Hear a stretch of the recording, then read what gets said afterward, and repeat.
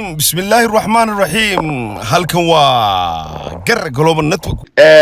waxaan halka uga soo jeedinaynaa xaaladaha iyo marxaladaha ka taagan deegaanka daawa runtii abaar ba'an ay umaday ku baabaaday oo xoolo lagu waayaa meesha ka dhacday waad u jeedaan xoolahaas iyo neefka looda iyo waxa soo daadsan waa wax baahi haraad darteed u dhamaaday runtii waa wax laga naxo waxaanu gabaabinaynaa dadweynaha Soomaaliyeed ee deegaanka degan ee qurbo joogtada inay gartaan dadnimadu meeshay ku jirto runtii deegaanka dad badan oo ka soo jeega waxaan oran lahayn isgarta oo deegaanka iyo ummadda badbaadiya ilaahay baa wax badbaadiye runtii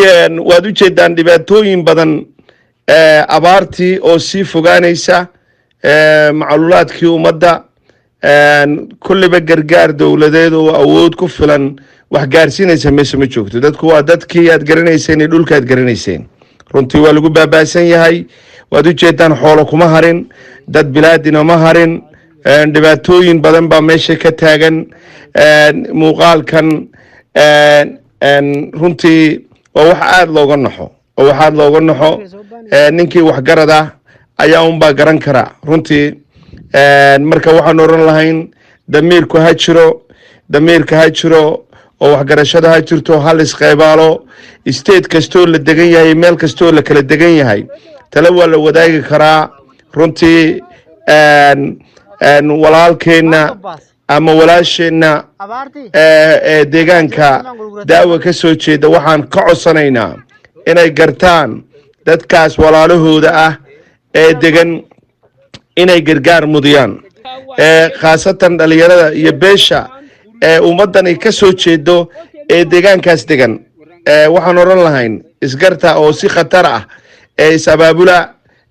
ilaahayda subxaanahu wa tacaala kuwa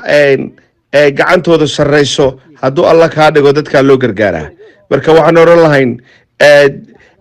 waan ka sugayaa abaartaas iyo dhibaatooyinka ummadda haysata waad u jeedaan waad arkaysaan videogaasaad muuqaalka shaashada ka daawanaysaan ayaa xaqiiqdiina ah sidaas waxaan oran lahayn kulan dambe wanaagsan hadduu ilaahay raalli ka noqdo assalaamu calaykum waraxmatullaahi wabarakaatuh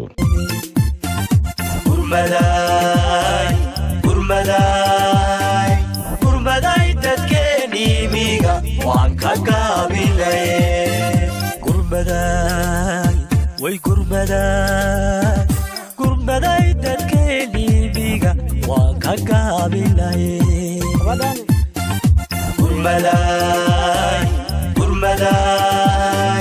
gurbaday dadkeennii biga waan ka gaabilaye